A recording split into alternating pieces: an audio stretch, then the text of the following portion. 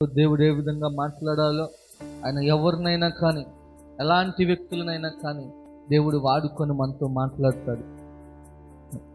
కొన్నిసార్లు దేవుడు అభిషేకించిన సేవకులతో దేవుడు కొన్నిసార్లు జంతువులను ఉపయోగించుకొని మాట్లాడిన సందర్భాలు ఉన్నాయి బైబిల్ గ్రంథములో. పిల్లారా, దేవుని శ్రేష్టమైన మాట. అలానే గాడిదను ఉపయోగించుకొని మాట్లాడిన రీతిగా ఈరోజు నన్ను ఒక మిన్నల్లి వంటి వాడని దావీదు అంటున్నాడు. ఏ యోగ్యత లేని నన్ను దేవుడు ఎంతగానో ప్రేమించి ఈ స్థలంలో నన్ను నిలబెట్టుకొని ఆయన తేన పాత్రుడిగా ఆయనకు మహిమ తేవటానికి, ఆయన మాటలు చెప్పటానికి ఏ నోటితో అయితే దేవుణ్ణి దూషించానో అదే నోటితో దేవుణ్ణి గణపరచటానికి, ప్రార్థించటానికి, ఆ దేవుని గురించి, ఆ దేవుని యొక్క గొప్పతనాన్ని గురించి నేను ఈరోజు మీతో పంచుకోవటానికి, ఆ జీవము కలిగిన దేవుడు ఈ విధంగా నిలబెట్టినందుకు దేవుణ్ణి స్తుతిస్తా ఉన్నాను. మరియు దైవ సేవకులు రోషనయ్య గారు ఎంతగానో ప్రేమ కలిగి, భారము కలిగి, ఎంతో కష్టపడి కన్నీళ్లతో కట్టిన ఈ మందిరం అలా ఎవరు నడిపించేవారు లేక, ఒంటరిగా ఉండకాకు నువ్వు అని యవనస్తునైన నన్ను ప్రోత్సహించి, నువ్వు నిలబడాలా, నువ్వు దేవుని కోసం వాడబడాలా, ఖాళీగా ఉండవాకు అని అన్నయ్య నన్ను ఎంతగానో ప్రోత్సహించి స్థలంలో నిలబెట్టిన దైవ సేవకులు రోషన్ పాస్టర్ గారు మన ముందు ఉన్నా లేకపోయినా ఆయనకు నేను కృతజ్ఞుడనై నేను ఉన్నాను. చేరి వచ్చిన మీ అందరికి నా హృదయపూర్వక వందనాలు తెలియజేసుకుంటా ఉన్నాను. ఒక్కరుండని ఇద్దరుండని దేవదూతల వాక్యం వింటారంట. ఈ మాట మదనపల్లి రాజశేఖరయ్య గారంట కొన్ని సంవత్సరాల పాటు అక్కడే గోడలకు చెప్పుకునేవాడంట, సంవత్సరాల తరబడి. తర్వాత ఈరోజు ఆయన యేసన్న గారు ఎవరికి కూడా అలా ఆయన ఉన్నప్పుడు వేరే ఒక్కరికి మైక్ ఇవ్వరు, కానీ అలాంటిది మదనపల్లి రాజశేఖర్ గారికి ఇచ్చేవాళ్ళంట. ఆయనకున్న వాక్య ప్రత్యక్షత అటువంటిదని మొన్న దైవజనులు జర్మియా గారు చెప్తా ఉంటే నేను విన్నాను. ఈరోజు మనం దేవుణ్ణి ఆరాధిస్తున్నాం. ఎటువంటి దేవుణ్ణి మనం కలిగి ఉన్నాం, దేవుడు ఎలాంటి వాడు, మనం ఆరాధించే దేవుని గురించి, ఆయన యొక్క ఔన్నత్యము గురించి మనం కొన్ని విషయాలు మనం తెలుసుకున్నాం. పిల్లరా, దేవుని వాక్యములో చాలా విషయాలు ఉన్నాయి. మనం కొన్ని వచనాలు చదువుకోగలుగుతాం. కుదిరినంత వరకు దేవుని వాక్యాన్ని, శ్రేష్టమైన వాక్యాన్ని ఉందాం. ఎలాంటి వాడు అని చెప్తే మనందరికీ తెలిసిన విషయం, క్రీస్తుని మనం తెలుసుకున్నాం, మనం రక్షించబడిన మనం, ఆయన ప్రేమ మనకు తెలుసు. అంటే ఆయన ప్రేమ కలిగిన వాడని చెప్పి మనకు తెలుసు. ఆయన మంచివాడు, ఆపదలో ఉన్న వాళ్ళకి సహాయం చేసే ఒక మంచి సహాయకుడని మనకు తెలుసు. ఆయన మనుషుల్లాగా పై రూపాన్ని చూడకుండా దేవుడు మన అంతరంగాన్ని చూసే దేవుడు, చూచుచున్న దేవుడు, ఎల్రోయి అని అలాంటి చూచుచున్న దేవుడని మనందరికీ తెలుసు. ఆయన నోటి మాటతో సమస్తాన్ని, సృష్టి అంతటిని సృష్టించాడు. తన స్వహస్తాలతో ఈ మట్టిని, కృపను, మహిమను ఏకము చేసి మనలను ఆయన స్వరూపంలో నిర్మించుకున్న ఆ దేవుడని కొన్ని విషయాలు మనందరికి కూడా తెలిసిన విషయమే. అయితే ఈరోజు ఆయన ఎలాంటి దేవుడని నేను చెప్పాలనుకుంటున్నా అంటే, ఆయన పడిపోయిన వారిని, కుంగిపోయిన వారిని లేవనెత్తే దేవుడు అని కొంతమంది వ్యక్తులని ఇక్కడ ఆయన చూపిస్తూ ఉన్నాడు. ఒక 3-4 వ్యక్తుల్ని వారి యొక్క జీవితంలో ఏ పరిస్థితి, ఆ పడిపోయిన స్థితిలో దేవుడు ఎలా వచ్చాడు వాళ్ళ జీవితంలోనికి, అసలు ఒక పడిపోయిన వ్యక్తి దగ్గరికి దేవుడు ఏ విధంగా ఆయన జోక్యం చేసుకొని వస్తాడో మనం చూద్దాం. ఇక్కడ యోహాను సువార్త 5వ అధ్యాయం 5వ వచనంలో మనం గమనించగలిగితే, ఇక్కడ 38 సంవత్సరాల వయసు, అన్ని సంవత్సరాల నుంచి కోనేటి దగ్గర తనకున్న వ్యాధితో లేవలేని పరిస్థితిలో ఉన్నాడు. ప్రతిసారి ఆ కోనేటి దగ్గర దేవదూత వచ్చి నీళ్లు కదిలిస్తూ ఉంటుంది. నీళ్లు కదిలిస్తూ ఉన్న ఆ క్రమంలో ఎవరైతే మొదటిసారిగా ఎదురు చూస్తూ ఉంటారు, అక్కడున్న రోగులు, ఓచ చేయగలిగిన వాళ్ళు, అన్ని రోగాలు కలిగిన వాళ్ళు, గుడ్డివారు, కుంటివారు, అన్ని రోగములు కలవారు, ఆ కోనేటి దగ్గర ఎప్పుడైతే దేవదూత కదిలిస్తూ ఉంటుందో, ఆ కదిలించబడుతున్న ఆ సమయంలో ఎవరైతే ముందుగా దూకుతారో వారందరూ స్వస్థపరచబడుతున్నారు. అవన్నీ చూస్తూ ఉన్నాడు, కానీ లేవలేని పరిస్థితి, నిలబడలేని పరిస్థితి, తనకున్న రోగం అటువంటిది. అలా చూస్తా చూస్తా లేవాలని ఆలోచన ఉంది, ఆసక్తి ఉంది, నిలబడాలని ఉంది, కానీ ఎవరు చెయ్యందించే వాళ్ళు లేరు, ఎవరు కూడా సహాయం చేయడానికి ముందుకు రావట్లేదు. ఆయన ఆ పడిపోయిన ఆ స్థితిని చూసి, ఆయనకున్న అటువంటి రోగాన్ని చూసి, ఆ దీర్ఘకాలిక రోగాన్ని చూసి అడుక్కునేవాడు కదా, వాసన వస్తున్నాను వాటితో మనకెందుకులే అని. అంటే ముందు నేను బాగుపడితే చాలు, నేను బాగుపడాలి ముందని ఎవరైనా కోరుకుంటారు. ఇప్పుడు గవర్నమెంట్ హాస్పిటల్కి వెళ్ళారు, ఏ హాస్పిటల్కి వెళ్ళినా కానీ ముందు నన్ను చూడాలి, నేను త్వరగా చేయించుకొని వెళ్ళాలని చెప్పి ఎవరైనా అనుకుంటారు. అలానే ఆ కాలంలో కూడా అదే పరిస్థితి జరుగుతూ ఉంటే ఈ విధంగా 38 సంవత్సరాల నుంచి ఇలా పడిపోయి ఉండటాన్ని యేసు ప్రభు వారు చూశాడంట.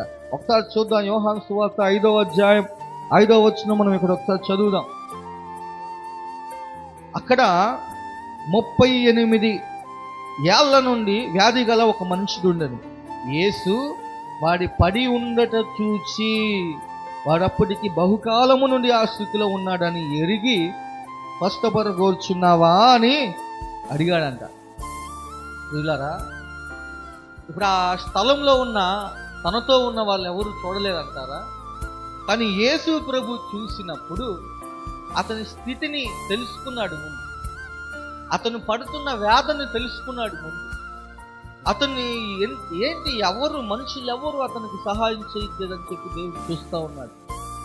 ప్రభువు నేనేమంటానంటే, మనుషులు చూసి పక్కకు వెళ్ళిపోతారు. మనకున్న శ్రమను చూసి, మనకున్న రోగాన్ని చూసి, మనకున్న కష్టాన్ని చూసి, మనకొచ్చిన ఆపదను చూసి మనుషులు పక్కకు వెళ్ళిపోతాడు.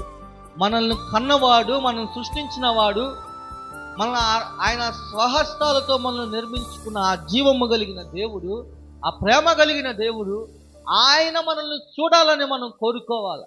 ఆయన చూసినప్పుడు ఆ పడి ఉండటాన్ని యేసు ప్రభు వారు చూశాడంట. ఆ పడి ఉండటాన్ని దేవుడు చూసినప్పుడు అప్పుడు అడిగాడు, నువ్వు స్వస్థపడగోరుచున్నావా అంటే, అయ్యా నాకు స్వస్థపడాలని, ఒక్కడు కూడా సాయం చేయట్లేదు అయ్యా అని దేవుడు చెప్తున్నాడు. అప్పుడు దేవుని మాటతో సృష్టి కలిగిన విధముగా దేవుని మాటతో ఆ పడిపోయిన కుంటివాడు లేపబడి ఆయన స్వస్థపడి ఆయన పట్ట ఎత్తుకొని వెళ్ళిపోయాడు. హల్లెలూయా. ఆ విధంగా పడిపోయిన వ్యక్తిని ఎవరు చూశారయ్యా అంటే ప్రభు వారు చూశారు. పడిపోయి లేవలేని పరిస్థితి, మనుషులందరూ ముందే వెళ్తున్నారు. కొంతవారు బంధువులకి ఏమైందో నాకు అర్థం కాల, ఇట్లా కన్న వాళ్ళకి ఏమైందో నాకు అర్థం కాల. మాట చదువుతూ ఉంటే అదేంటి యేసు ప్రభు వచ్చేదాకా అంటే దేవుని మహిమ అక్కడ కనపడాలి, దేవుని క్రియ, దేవుని కార్యం అక్కడ జరగాలి. కాకపోతే ఏమయ్యారు ఇప్పుడు అందరూ ఎవరు ఆ కొన్ని దగ్గరైనా పక్కనైనా కూర్చోబెట్టచ్చుగా అంటే దేవదూత ఎప్పుడు వచ్చిందో తెలియదు. అక్కడ ఉంటేనేమో ఎవరు తింటానికి కూడా ఏమి వేయరని చెప్పి ఇలా ఆలోచిస్తూ ఉండుంటాడు నాకు తెలుసు ఆ వ్యక్తి. తీసుకొని వెళ్తాం, మళ్ళా కదిలేటప్పటికి ఆ దేవదూత వెళ్ళిపోవటం, ఇలా ప్రతిసారి వెళ్ళి వెనక్కి రావటం, ఈ విధంగా తన యొక్క బాధని ఆ విధంగా తన జీవితంలో ఇలాంటి పరిస్థితి ఎదుర్కోవాల్సి వచ్చింది. అయితే ఈ విధంగా పడి ఉన్న వ్యక్తిని దేవుడు చూసి లేపి స్వస్థపరచడం మనం చూస్తూ ఉన్నాం. మొదటి వ్యక్తిని దేవుడు వాడని నేను చెప్తున్నాను, పడిపోయిన వారిని లేవనెత్తే దేవుడు, పడిపోయిన వారిని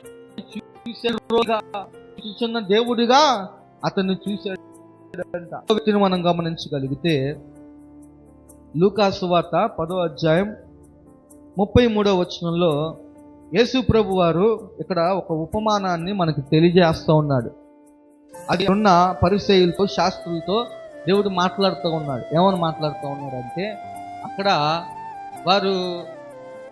వారు నీతిమంతులుగా, వారే తెలివిగల వారుగా, వాళ్ళే గొప్పవాళ్ళు, వాళ్ళంత మంచి వాళ్ళు లేరు, వాళ్ళ దగ్గర మోషే రాసిన ధర్మశాస్త్రం ఉందని చెప్పి ఇలా వాళ్ళ మతాన్ని బట్టి, వాళ్ళకున్న అధికారాన్ని బట్టి, వాళ్ళ గోత్రాన్ని బట్టి వాళ్ళు అతిశయిస్తూ ప్రభువానే ఏదో ఒక లోపం చూపుదాం, ఏదో ఒక తప్పు చూపిద్దాం, అని ఆ విధంగా వాళ్ళు ప్రయత్నాలు చేస్తూ ఈ విధంగా ఉన్నప్పుడు యేసు ప్రభు ఒక ఉపమానం చెప్పాడు. వాళ్ళు అడిగారు, సరేలే కానీ ఎంత అన్నీ బాగానే చెప్తున్నావు, కార్యాలన్నీ బాగానే చేస్తున్నావు, మాలో పొరుగువాడంటే ఎవరు చెప్పు అన్నాడు. పొరుగువాడంటే ఎవరు అంటే యేసయ్య చెప్తా ఉన్నాడు. ఒక యెరూషలేము పట్టణము నుండి యెరికో వరకు వెళ్తూ ఉన్న ఒక వ్యక్తిని మధ్యలో దారిలో దొంగలు కొట్టి గాయపరిచి కింద పడేశాడు. అతను చావబతుకుల్లో ఉన్నాడు. చావబతుకుల్లో ఉండి గాయపరచబడ్డాడు. మరణపు అంచుల్లో ఉన్నాడు. కొట్టుమిట్టలాడుతూ ఉన్నాడు. ఎందుకు కొట్టారో అర్థం కావట్లేదు. నేనేం తప్పు చేశాను, వీళ్ళెందుకు నన్ను కొట్టారని చెప్పి ఇటువంటి ఆలోచన కలిగి ఉన్నాడు ఆ వ్యక్తి. నేనేం చేశానని ఈ విధంగా నన్ను ఎందుకు కొట్టారు, ఏంటి ఆ దెబ్బలు తట్టుకోలేక చావు బతుకుల్లో ఉండి ఎవడు బాగు చేయట్లేదంట. అప్పటికే ఒక 3 వ్యక్తులు వెళ్ళారంట. ఇప్పుడు అడుగుతున్న ఇటువంటి వాళ్ళే, ఇప్పుడు ఎవరినైతే యేసు ప్రభుని పొరుగువాడు ఎవరు అని అడిగారో అలా వాళ్ళే ఆ యూద మత ప్రతిష్ఠలు అడుగుతున్నారంట. ఒక యాజకుడు వెళ్ళాడంట, చూశాడు గాయపడ్డ, ఎందుకులే అని చెప్పి చూసి వెళ్ళిపోయాడు. తర్వాత లేవీయుడు వెళ్ళాడు. దేవుని మందిరంలో పరిచర్య చేసేవాళ్ళు, సేవకులే, దేవుని బిడ్డలే, వారికి అంటున్నట్టు వాళ్ళు గొప్ప వాళ్ళుగా, మంచి వాళ్ళుగా, నీతిమంతులుగా కనపరుచుకునే వాళ్ళే అలా దాటి వెళ్ళిపోయారంట. కానీ ఎవరో తెలియని యూదులు, సమరయ్య అనే ఒక ఆయన ఉన్నాడు. సమరయులకి యూదులకి పొంతుండదు. సమరయ్యను చూస్తే యూదులకి మంట అసహ్యం. కానీ అలా వీళ్ళు అసహ్యించుకున్నా కానీ ఆ సమయంలో ఆ గాయపడిన ఆ ప్రాణాపాయములో మరణించే స్థితిలో ఉన్న అటువంటి వ్యక్తిని ఎవరు చూశారా అంటే ఒక సమరయుడు చూసి ఆగాడు. ఇప్పుడు దాకా ఇంతకుముందు సేవకులుగా, నీతిమంతులుగా చెప్పబడుతున్న వాళ్ళు ఏం చేశారు, వాళ్ళు చూసి వెళ్ళిపోయారు. కానీ ఒక సమరయుడు, ఒక అన్యుడు వచ్చి, మనకు తెలియని వాడు వచ్చి ఆ విధంగా వచ్చి సహాయం చేయడానికి నిలబడ్డాడు. వీళ్ళు మాత్రం చూసి వెళ్ళిపోయారు. ఈ రోజుల్లో నేను మొన్న చూశాను, ఒక యాక్సిడెంట్ జరిగితే బ్లడ్ కారిపోయి చచ్చిపోయింది. ఆ విధంగా ఉంటే జనాలంతా గుంపుకోడుకుంటుంటే ఒక్కడు కూడా ఎవరు ఏంటి హాస్పిటల్ కానీ తీసుకుని వాళ్ళకి ముందు టెన్షన్. ఒక్కడు వీడియోలు తీసుకుంటున్నాడండి, సోషల్ మీడియాలో. ఈ విధంగా వాళ్ళు చూసి వెళ్ళిపోయారు. ఈ విధంగా వీళ్ళు ఏం చేస్తున్నారు, ఈ లోకంలో వీడియోలు తీసుకుంటున్నారు. సహాయం చేద్దామని ఎవరు రావట్లేదు. అయితే అలా సమరయుడు వచ్చాడంట.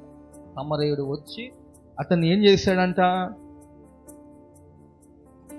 అతను పడి ఉన్న చోటు చూశాడు.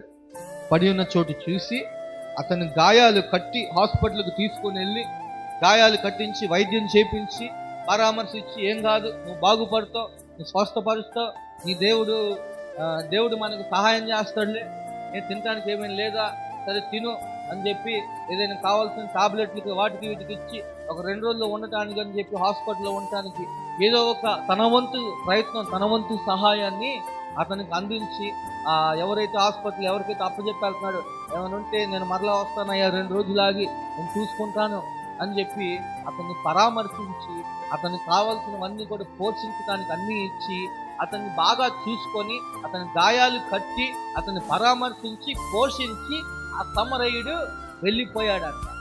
ఇప్పుడు దేవుడు చెప్తా ఉన్నాడు, మరి వీరిలో పొరుగువాడు ఎవరయ్యా అంటే ఈ సమరయుడే పొరుగువాడు. ఈ రోజుల్లో ఎవరయ్యా పొరుగువాడంటే, ఇప్పుడు అంటున్నట్టు చూసిపోయి వీడియోలు తీసుకొని వెళ్ళిపోయి ఏదో మాట్లాడి పడిపోయి వాడు వేదన చెందుతుంది. ఒక్కోడు అంటాడండి, వాడికంతే జరగాలే, వాడు చేసిన దానికే ఇదంతా, మాటింటేనేగా వాడి కర్మ అది అంతా, వాడు చేసిందే అని చెప్పి ఆ టైంలో గుర్తుకొచ్చే మాటలు మాట్లాడుతూ ఉంటాడు. నువ్వు సహాయం చేయకపోగా మాటలతో అతని వ్యక్తిత్వాన్ని పాడు చేస్తూ ఉంటారు కొంతమంది. ఇంకా తన నోటి మాటల చేత గాయపరిచే అటువంటి వ్యక్తులు ఉన్న ఈ సమాజంలో ఒక మంచి సమరయుడిగా మన జీవము కలిగిన దేవుడు మన కోసం ప్రాణం పెట్టిన యేసు ప్రభు వారు మన జీవితాల్లోనికి వచ్చి మన గాయాలు కట్టేవాడుగా, మన పడిపోయిన స్థితిని చూసి ఆయన మన ముందుగా మన గాయాలు కట్టాడంట. హల్లెలూయా. ఏ గాయమయ్యా అంటే అక్కడ శరీర గాయాన్ని ఇక్కడ సమరయుడు కట్టినట్టు కనపడతా ఉంది. ఇక్కడ హృదయానికి తగిలిన గాయాన్ని నీ ప్రభు కట్టేవాడు. హృదయానికి తగిలిన గాయాన్ని ఎవరు అర్థం చేసుకునే మనుషులు లేరు ఈ రోజుల్లో. పైకి నవ్వుతా, పైకి సంతోషముగా కనబడతా, లోపల మదన పడిపోతా, వేదన చెందుతా, ఎవరికి చెప్పుకోలేక, ఎవరు చెప్పినా తీర్చలేరులే నా బాధని, ఎందుకులే ఏం చెప్పినా ఆ దేవుడు కూడా తెచ్చలేడు అనుకునే మనుషుల హృదయాలు చూసి, ఆ గాయపడిన హృదయాలు చూసి, ఆ నలిగిపోయిన హృదయాన్ని చూసి దేవుడు వాక్యములో ఒక మాట సెలవిస్తూ ఉన్నది, విరిగి నలిగిన హృదయము గలవారికి యెహోవా ఆసనుడంట. అలా నలిగిపోయిన అతని హృదయాన్ని, ఆ గాయపడిన తన హృదయాన్ని, గాయపడిన తన శరీరాన్ని, బాధలో ఉన్న, నిరాశలో ఉన్న అతన్ని పరామర్శించడానికి ప్రభువు చూసి, అతను పడిపోయిన స్థితిని చూసి లేవనెత్తడానికి వచ్చాడంట. ఇప్పుడు చెప్పండి, మనం ఆరాధిస్తున్న దేవుడు ఎటువంటి వాడయ్యా అంటే పడిపోయిన వారిని కూడా లేవనెత్తేవాడంట మన దేవుడు. హల్లెలూయా. అలా ఇద్దరు వ్యక్తులను చెప్పాను కదా, మూడో వ్యక్తిని నేను చూపిస్తాను. మూడో వ్యక్తి ఎవరయ్యా అంటే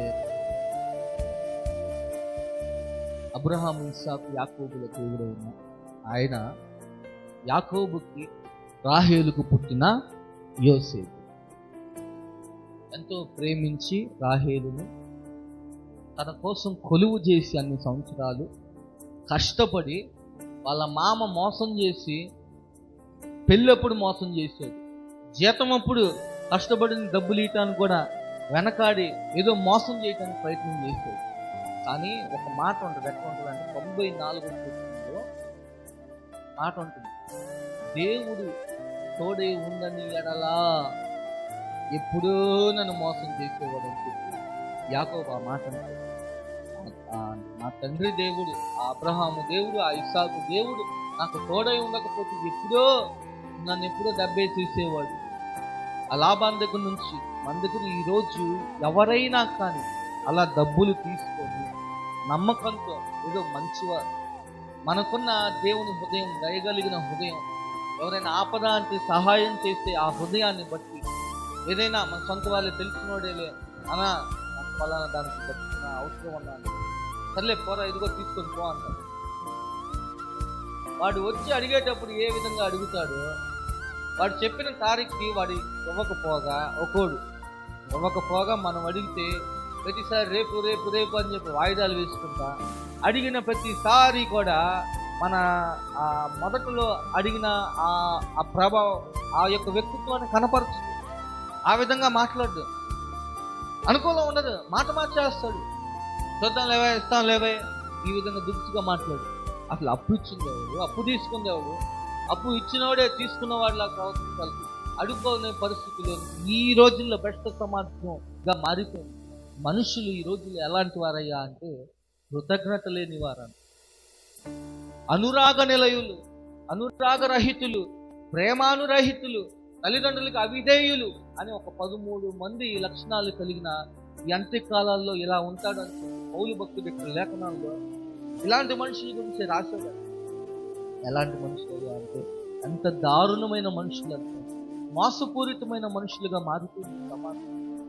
మొన్నటికి మొన్న ఫోను తెరిస్తే అక్రమ సంబంధాలు, ఫోను తెరిస్తే వాడి భార్య వేరే ఒక వ్యక్తితో సంబంధాన్ని పెట్టుకొని ఇద్దరు కలిసి ప్లాన్ చేసుకొని చక్కగా భర్తను చంపేస్తున్నారు. ఎంత నమ్మి నీ కోసం కష్టపడే ఆ భర్తని ఎలా చంపబుద్ధి అవుతుందో నాకు అర్థం కాదు. అవన్నీ చూస్తే వాళ్ళిద్దరిలో కూడా ఆ ప్రేమించినోడు ఈ భర్తను ఇద్దరిని కూడా పక్క పెట్టుకుని చూస్తే ఎవరు బాగుంటారా అంటే భర్తే బాగుంటారు. భర్త అది అలాంటి వ్యక్తిని ఎలా చంపేశాయా అంటే మొన్న ఒక వ్యక్తి 600 కోట్లకు యజమానుడు అంట, 17 కోట్లు పెట్టి ఆ చేసుకోబోయే అమ్మాయికి తాను ఒక ఇల్లు ఏదో కట్టించాడు. ప్రీ వెడ్డింగ్ షూట్కి వెళ్ళాడు. పెళ్లికి ముందు ఫోటోలు దిగడానికి, వీడియోలు తీసుకోవడానికి ఏదో ఒక ప్లేస్కి వెళ్ళాడు. వెళ్ళిన ఆ తర్వాత తను తోసేసి చంపేసింది. 6 కోట్లకు యజమానుడు. ఏదో తెలియని ఒక పిచ్చి కారణాలు ఏవో పెడతా ఉంటాడు. ఒకడు అంటాడండి, పెళ్లి చేసుకోవాల్సిన ఇప్పుడు యవనస్తులు 6 కోట్లు అంత డబ్బున్నోడికి చంపేస్తున్నా, మనమంతా మనం బతికంత అని చెప్పి పాపం యవనస్తులు భయపడిపోతున్నాడు. మనల్ని ఎవరు చేసుకుంటాడు? అమ్మో మన పరిస్థితి ఏంది? ఫ్రెండ్సే మా స్నేహితులు అంటా ఉన్నారు, పెళ్లి లేదు ఏమీ లేదు. అందుకే ఇవన్నీ తీసి ఒకడు అంటున్నాడు, ఎటు 30 ఏళ్ళు బతికినా, మహా అయితే ఇంకెంతకాలం బతికేది 30 ఏళ్ళు బతుకుతాం, ఆ మాత్రం దానికి పెళ్లి పెదాకులు ఎందుకు అని అనుకొని బతుకుతున్నారు. అలాంటి సమాజంలో ఆ మనుషుల యొక్క స్వభావాలు ఈ విధంగా మారిపోవటం బట్టి గౌనిస్తులకు నిర్ణయాలు తీసుకుంటారు. ఈ విధంగా మనుషులు భయంకరమైన పరిస్థితుల్లో మారిపోతూ ఉన్నారు. ఇక్కడ మనం యోసేపుని గమనిస్తూ సొంత అన్నలు ఏం చేశారయ్యా అంటే, వాళ్ళు ఏం చేస్తున్నారు తీసుకురా పోరా అన్నారు. ప్రేమించే కుమారుడు ఇక్కడున్న వాళ్ళందరిలో, ఆయనకున్న 12 మంది 13 మంది 14 మంది పిల్లల్లో యోసేపు అంటే చాలా ఇష్టం. అందుకు అరే ఎందుకు అన్నలు గొర్రెలు కాస్తారు, వాళ్ళతో పాటు వాళ్ళు ఏదైనా అదవ పని చేసి వెళ్ళి యాకోబుకి చెప్తా ఉంటాడు. ఎవరు? యోసేపు. ఇవన్నీ చూసేది ఒకరికి అర్థం కాదు. ఎవరు చెప్తున్నారా మన మీద అని చెప్పి ఒకరికొకరు అనుకుంటా ఉంటే యోసేపు చెప్తా ఉన్నారు, మనసులో పెట్టుకున్నారు.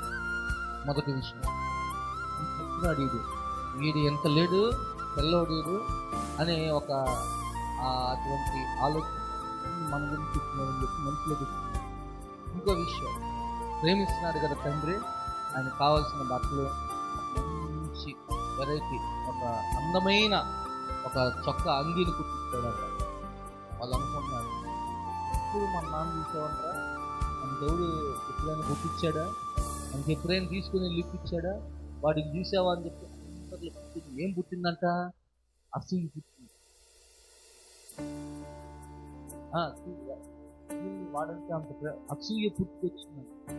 మత్సరం ఎముకలకి కుళ్ళు, ఆ కుళ్ళు ఏం చేసిందంటే చంపేదాకా తీసుకొని వెళ్ళిపోయింది. ఒకసారి పోయారు, గొర్రెలు కాసుకోవడానికి పోయారు, మందను కాస్తూ ఉంటే వీళ్ళు ఏం చేసేవాళ్ళకి ఏదైనా నాకు అందిస్తుంది అక్రమాలు నాకు తెలిసి ఇటువంటి పనులు చేస్తూ ఉంటే వాళ్ళ నాన్న చెప్తా ఉంటే మనకు వచ్చే ఆ ఆదాయం ఎక్కడ పోయిద్దో అన్న ఒక ఆలోచనతో అతని మీద పగబట్టి ఇలానే పోయాడు. వెతుక్కుంటా వెళ్ళారంట, వీళ్ళందరూ ఆడున్నారు అని చెప్పి వాళ్ళ నాన్న పంపిస్తూ వెళ్ళాడు. వెళ్ళి పంపిస్తే స్టార్ట్ ఉన్నారు. దూరం నుంచి ఇతను చూశారు, యోసేపు చూసి అదిగని వస్తున్నాడు, వాడు వీడి వల్లే కదా మనకేం దక్కట్లేదు, వీడి వల్లే కదా మన నాన్న పట్టించుకోలేదంట, ప్రిఫరెన్స్ మనకి ఇవ్వట్లేదంట, ప్రాధాన్యత చూసా, వాడు నాన్న కూర్చున్న మంచి చొక్కా వేసుకొని వస్తున్నాడు, వాడిని అంత ప్రేమిస్తున్నాడు, ఏంది వాడి సంగతి చేద్దామని చెప్పి ఒకడు అనుకున్నాడు, ఒంట్లో పడి చంపేద్దాం అనుకున్నాడు. లేదు వాళ్ళందరిలో పెద్దోడు రూబెన్ ఒకడు ఉన్నాడు. రూబెన్ అంటాడు, లేదులేరా చంపకూడదు, చిన్నాడు మనకి పాపం అవుతుంది, అవి చెప్పి అమ్మేద్దాం అన్నాడు. అని ఒకడేమో చంపేద్దాం, ఇంకోడేమో అమ్మేద్దాం అన్నాడు. ఈ సలహా మేరకు తీసుకుని ఏం చేశారయ్యా అంటే వేసి గుంటలో పడేశారు. చిన్నాడు గుంటలో పడేసి ఎవరి దారుణాలు పోయారు. ఆల్రెడీ బేరం మాట్లాడేసుకుని వేరే వాడికి అమ్మేసుకున్నారు. ఒక 30 నాణాలకి తీసుకుని వెళ్ళిపో. అలా గుంటలో పడిపోయి అతని పరిస్థితి సొంత అన్నలు నన్ను ఈ విధంగా నన్ను పడేశారు. సొంత అన్నలు నేనేం తప్పు చేశాను, నాకెందుకు ఈ కష్టం వచ్చింది. చిన్నోడు అందరు 16-17 ఏళ్ళ వయసు, ఏమనుకుంటాడు, ఇంత బాధపడుతూ ఉంటాడు. నాన్న అని కాక ఈ రోజైనా ఫోన్ ఉంటుంది, వెంటనే ఫోన్ కొడతాడు, నాన్న ఈ అన్నయ్య ఎలా చేశారు వీళ్ళు చెప్పడానికి ఉంటుంది. ఆ రోజుల్లో ఎవడుంటాడు? వంటలో పడేసి ఆల్రెడీ సేల్ పెట్టేస్తారు. ఏందో సంతలో మేక నమ్మినట్టు ఆ తమ్ముడిని నమ్మేసి కొంత తమ్ముడిని ఆ విధంగా నమ్ముకుంటారు. వంటలో పడేసాడు, గాయపరచబడ్డాడు. ఆ గాయాలతో ఎవరైతే కొనుక్కున్నాడో ఐగుప్తుకి తీసుకుని వెళ్ళాడు. ఐగుప్తుకి తీసుకుని వెళ్ళి బానిసగా ఒక రాజుగా ఉండాల్సిన తన ఇంటిలో రాజు. చిన్నోడంటే ఇంట్లో గారాభం, చిన్నోడంటే ఇంట్లో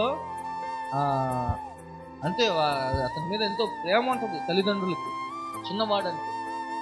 అలా అలా ఉండాల్సిన అబ్బాయి ప్రేమకు దూరం అయిపోయాడు. సొంత అనలే ఇలా పడేసాడు. ఈ సంగతి ఏంటి అని అనుకోలేదు కదా. దాసుడిగా అమ్మబడి పని చేసుకుంటా ఉంటాడు. ఏదో తనకున్న ప్రతిసారి కూడా దేవుడు చాలా గొప్ప మాట రాయబడింది. యోసేపుకి దేవుడు తోడే ఉన్నాడు. ఇంకా అతడు దాసుడిగా అమ్మబడిన ప్రతి చోట కూడా అతన్ని దేవుడు నిలబెట్టుకుంటా ఉన్నాడు. అధికారిగా నియమించుకుంటా ఉన్నాడు. అలా అధికారిగా నియమించుకుంటాడు. ఎందుకంటే మనకు ఒక కళ వచ్చింది. దేవుడు ఆల్రెడీ ఒక ఉద్దేశాన్ని చెప్పాడు. ఏం చెప్పాడు? గొప్ప పనస పనులన్నీ కూడా నాకు ఒక సూర్యుడు చంద్రుడికి సాష్టాంగ నమస్కారం అని చెప్పి ఇలా 2 కళలు దేవుడు చూపించాడు. చెప్తే ఎరా నువ్వు మమ్మల్ని మేలుతావా, నువ్వు మాకు రాజు అవుతావా, ఇంత లేవు నువ్వు ఇప్పటికే అసూయతో చచ్చిపోతున్నారు కదా, ఇవన్నీ మంచిగా చెప్పుకొని అన్ని కానీ దేవుడు తోడుగా ప్రతి అడుగు కూడా యోసేపుని జీవిస్తా, ప్రతి అడుగు యోసేపుని నిలబడతా, దాసుడిగా అమ్మబడినా కానీ ఆ ఇంటి ఆ పోతీఫరు ఎక్కడైతే పనిలో నమ్మకంగా పనిచేస్తాడు, నమ్మకంగా దేవుని దగ్గర ఉన్నాడు. అలా నమ్మకంగా బతుకుతూ ఉన్నప్పుడు, దేవుని తోడు అతనికి ఉన్నప్పుడు, ప్రతి అడుగులో కూడా మా అమ్మ లేదే, మా నాన్న లేదే, ఎవరు చూస్తున్నాడులే అని చెప్పి విచ్చలవిడిగా తిరగలేదు యోసేపు. దేవుడు చూస్తున్నాడు నన్ను అని చెప్పి ఒకసారి ఒక సందర్భంలో మాట్లాడతాడు. తను వాటన్నిటి మీద అధికారానికి మన తాళపు చెవులు అన్నిటి కూడా ఒక సైన్యాధిపతి అన్నిటి మీద అధికారం ఇచ్చి యోసేపును నమ్మి తన యొక్క మంచితనాన్ని దేవుడు యోసేపు మీద మనుషుల దయ పుట్టించాడు. అలా పుట్టించినప్పుడు తన అధికారిగా నియమించడానికి అలా ఉన్నప్పుడు ఆ అధికారి భార్య వచ్చి యోసేపుని ఏమంటాడు అంటే, తను అందగాడంట. యోసేపు అందగాడు, సౌందర్యవంతుడు, బుద్ధిలోను గుణంలో అన్నిటిలోనూ మంచిగా ఉన్నాడు. అతన్ని చూసి శోధన నాతో కొనుక్కో అన్నమాట. ఇదే నాతో కొనుక్కో అంటే, నా యజమానుడు నిన్ను తప్ప అన్నిటి మీద నాకు అధికారం ఇచ్చాడు, ఇంత ఘోర పాపం నేను ఎలా చేయగలుగుతాను, దేవుడు నన్ను చూడట్లేదా అని చెప్పి దేవునికి భయపడ్డాడు. దేవుడు చూస్తున్నాడని చెప్పి తన పవిత్రతను కాపాడుకున్నాడు. పరిశుద్ధంగా అతను జీవించడానికి ఎన్నో ప్రయత్నాలు చేస్తున్నాడు. అలా ఆ విధంగా జీవించినప్పుడు, ఆ విధంగా నిలబడినప్పుడు, ఆ విధంగా తన దేవుడు ప్రతి అడుగు తోడే ఉంది. ఎక్కడైతే ఈ విధంగా తన మాటకి తను లొంగ తీసుకుందామని ప్రయత్నం చేసి ఆ పాపానికి పడలేదు, ఆ ప్రేరేపణకి నుండి పారిపోయాడంట. యవనస్తులారా, మీ శరీర యాత్రల నుండి, యవన యాత్రల నుండి పారిపోండి అని చెప్పి దేవుని వాక్యం కలిగిస్తున్న రీతిగా అది ఎవరయ్యా నెరవేర్చి చూపిస్తున్నట్టు ఒక యోసేపు, అంతకంటే బలవంతులైన రాజు సంసోను పడిపోయాడు ఒక స్త్రీ విషయంలో. దావీదు పడిపోయాడు, అభిషక్తుడు సమూయేలు వచ్చి అభిషేకించాడు, తైలం పోసి రాజుగా నియమించాడు. అలాంటి దావీదు కూడా పడిపోయాడు. బలవంతుడైన సంసోను పడిపోయాడు. జ్ఞాని, మహాజ్ఞాని, ఈ వృక్ష శాస్త్రం అన్ని శాస్త్రాలు కూడా చాలా వరకు సొలొమోను రాశాడు. అతనుకున్న జ్ఞానాన్ని తెలుసుకొని విని శాబాదేశపురానికి కొన్ని మైళ్ళ దూరం నుంచి వచ్చి అంతటి జ్ఞాని కూడా ఒక విషయంలో పడిపోతే, యోసేపు మాత్రం తన పవిత్రతను కాపాడుకున్నాడు. అలా తన పవిత్రతని, పరిశుద్ధతని దేవుడు చూస్తున్నాడని కాపాడుకున్నాడు. తన మాటకి, తన ప్రేరేపణకు, ఆ శోధనకి లొంగిపోలేదు కనుక అతన్ని పడగొట్టే ప్రయత్నం జరిగి తనకి ఇష్టమైనట్టుగా తన సుఖాన్ని తీర్చలేదని చెప్పి తీసుకుని జైలు అధికారికి దేవుడు దయపుచ్చి అక్కడ కూడా ఇతన్నే లీడర్గా చేస్తున్నాడు. ఓరే బాబు, మీరు అన్నలు పడేసారు, ఇంకా నీ మాట ఈ లోకానికి, నీ పాపానికి నేను లొంగిపోలేదని చెప్పి నేనేదో నా బతుకు మా వాళ్ళు వదిలేశారే, మా వాళ్ళు అసలు ఏంటి నా పరిస్థితి అని చెప్పి నేను బాధపడతా ఉంది. నేను నమ్మకంగా ఉంటే దేవుని దగ్గర నేనేదో పరిశుద్ధంగా జీవిస్తూ ఉంటే నన్ను తీసుకుని వెళ్ళి జైల్లో వేశారని చెప్పి అనుకుంటా ఉంటే, దేవుడు అక్కడ కూడా ఆ జైలర్కి దయ పుట్టిస్తాడట, అక్కడ కూడా నాయకుడిగా నియమిస్తాడంట. దేవుడు తోడుగా ఉన్న వ్యక్తి ఎలా ఉంటాడయ్యా అంటే, ఒక నాయకుడిగా ప్రతి సందర్భంలో అతని కళలకే అర్థం చెప్పే భావం, ఆ కృపావరాన్ని దేవుడు యోసేపుకి ఇచ్చాడంట. ఆ వరమే అతన్ని ఒక రోజు ఆ జైలు నుంచి బయటకు తీసుకుని, ఆ వరమే ఒకరోజు అతన్ని ఆ దేశం మీద ప్రధానమంత్రిగా నియమించే స్థితిలోనికి అతన్ని తీసుకొని వెళ్ళింది. ఎందుకంటే వీళ్ళారా దేవుని దగ్గర అతని నమ్మకంగా ఉండటాన్ని బట్టి కరువులో ఏ అన్నలైతే వదిలేశారు, ఏ అన్నలైతే గుంటలో పడేశారు, ఏ అన్నం లేక బాధపడ్డాడు, ఎక్కడ దాసుడిగా అమ్మబడ్డాడు, అదే స్థలములో ఆ పడిపోయిన వ్యక్తిని చూసిన, గుంటలో పడిన వ్యక్తిని దేవుడు చూశాడు. ఆ గుంటలో పడిపోయిన వ్యక్తిని దేవుడు లేవనెత్తాలని ఆయన అనుకున్నాడు. మనుషులు పడగొడితే దేవుడు లేవనెత్తువాడంట, మనుషులు కృంగదీస్తే దేవుడు ఉద్ధరించేవాడంట. మనుషులు తొక్కివేయాలని చెప్పి నీవు హెచ్చించబడటాన్ని చూసి మనుషులు ఓర్చుకోలేరు. కొన్ని సందర్భాల్లో నీ ఎదుగుదలను ఓర్చుకుంటారు, అందరూ ఓర్చుకోరు.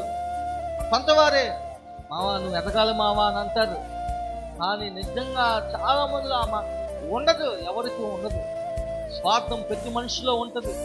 ఎదుగుదల కోరుకునేది ఎవరయ్యా అంటే తగిన కాలంలో నేను హెచ్చిస్తాను అన్న ఆ దేవుడు మనల్ని హెచ్చించాలని కోరుకుంటారు. ఇంకోటి మన తల్లిదండ్రులు కోరుకుంటారు మనం ఎదగాలి. అన్నిటిలో ఏటిలో ఎదగాలయ్యా అంటే ఆత్మీయంగా ఎదగాల, ఆర్థికంగా ఎదగాల, ప్రార్థనలో ఎదగాల, జ్ఞానములో ఎదగాల, వయస్సునందు ఎదగాల, దేవుని దయందు మనుషుల దయందు ఎదగాలి, మీరు ఫలించి అభివృద్ధి చెందాలి అని చెప్పి మానవుని దేవుడు సృష్టించాడంట. ఆ విధంగా ఎదగాలని కోరుకునేది దేవుడు మన తల్లిదండ్రులు మాత్రమే. ఆ ఎదుగుదలను ఓర్చుకోలేని మత్సరముతో అసూయతో అతన్ని గుంటలో పడవేసినప్పుడు యోసేపుని ఎవరయ్యా నిలబెట్టింది అంటే పరలోకమందున్న ఆ దేవుడు, పడిపోయిన వారిని లేవనెత్తి ఆ దేవుడు 145వ కీర్తన 14వ వచనంలో ఒక మాట ఉంటుంది. దేవుడు పడిపోయే వారిని ఉద్ధరించును, కృంగిన వారిని లేవనెత్తును. ఆయన దీనులను దరిద్రులను పెంట కుప్పల మీద నుంచి లేవనెత్తి సింహాసనం మీద ఆయన కూర్చుండబెడతాడంట. హల్లెలూయా. ఆ విధముగా మనం ఆరాధిస్తున్న దేవుడు ఎటువంటి వాడయ్యా అంటే పడిపోయిన వారిని లేవనెత్తేవాడు. పడిపోయిన ఆ కుంటి వాడిని చూశాడు, లేవలేని పరిస్థితిని చూశాడు, తన నోటి మాటతో బాగు చేశాడు. ఎవరో దారిలో ఆయన పోతా ఉంటే దొంగలు దుండగులు గూండాలు వచ్చి కొట్టాడు. అలా కొట్టి గాయపరిచి అతన్ని బాధ పెట్టినప్పుడు దేవుడు మంచి సమరయుడుగా అతని జీవితంలోకి వచ్చి అతని హృదయ గాయాన్ని, శరీర గాయాన్ని, అతనికి పోషణకి అన్నిటినీ దేవుడు ఇచ్చి బాగు చేసి వెళ్ళాడు. అలా యోసేపు సొంత వారు తృణీకరించినప్పుడు, గుంటలో పడివేసినప్పుడు ఆ పడిపోయిన స్థితిని దేవుడు చూసి ఆ అవమానాల మధ్య ప్రతి అడుగు తన పవిత్రంగా జీవించడాన్ని బట్టి పరిశుద్ధత కాపాడుకున్నాడు కాబట్టి అతను నిలబెట్టుకొని ఆ దేశంలో ప్రధానమంత్రిగా దేవుడు నియమించుకొని వాళ్ళ సొంత వారినే చదువులో పోషించే విధంగా ఎక్కడా లేదు. అసలు ఎక్కడ ధాన్యం కానీ అసలు కొనాలంటే వాళ్ళ ఆస్తులన్నీ అమ్మేసుకుంటున్నారు చాలా మంది. అక్కడ ఉన్న వాళ్ళు, ఐగుప్తులో ఉన్న వాళ్ళు సైతం వాళ్ళకున్న అమ్మేసుకొని కొనుక్కున్నారు యోసేపు దగ్గర. అలా దేవుడు తనను ముందుగానే అనాది సంకల్పం ప్రకారం యోసేపును ముందుగానే నియమించుకొని ఆ స్థలంలో ఒక రాజుగా, ఒక ప్రధానమంత్రిగా నియమించుకొని వాళ్ళ సొంత వారిని నియమించడానికి అంత చేశారా అండి? ఒక మాట అంటాడు యోసేపు, ఏమంటారు తెలుసా? దీనికోసమే ఈరోజు ఈ కీడు వస్తుందని చెప్పి దేవుడు నన్ను ముందుగానే నడిపించాడు, ఏమనుకోవాలి, ఏం బాధపడుతున్నాయా అన్నాడు. అసలు ఏం మనసు ఉంది? అది దేవుని మనసు కదా, అనగలుగుతారా? కానీ మామూలు అయితే దొరికాడు చూద్దాం, ఖచ్చితంగా అనుకుంటాం. ఒకసారి మనమైనా అనుకుంటాం ఒప్పుకోవాల్సిన మనిషి ఖచ్చితంగా వస్తుంది. కానీ అతను ఏమన్నాడంటే అతను నచ్చిన మాట ఏంటయ్యా అంటే దీనికోసమే దేవుడు నన్ను ముందుగా నియమించాడు. ఈ కరువు వస్తుందని చెప్పి దేవుడికి ముందే తెలుసు కాబట్టి దేవుడు నన్ను ఈ విధంగా నడిపించాడు. అన్నయ్య దేవుడిలా ఎన్ని మర్చిపోండి, నిన్ను, నీ పిల్లల్ని, నీ సంతతిని నేను పోషిస్తానని చెప్పి దేవుడు వాగ్దానం చేశాడంట. ఇలా ఆ విధంగా మనం ఆరాధిస్తున్న దేవుడు అనేకమైనవి ఉన్నాయి. కానీ ఈరోజు పడిపోయిన వారిని లేవనెత్తేవారని చెప్పి ఆ దేవుని గురించి ఈరోజు నేను మీతో చెప్తా ఉన్నాను. ఈ మాటలు ప్రభు మన ఉనికిలో ఫలింపచేయును గాక. ఆమేన్. ప్రార్థన చేసుకొని కూడుకొని ఈ ఆరాధన మనం ముగించుకున్నాం.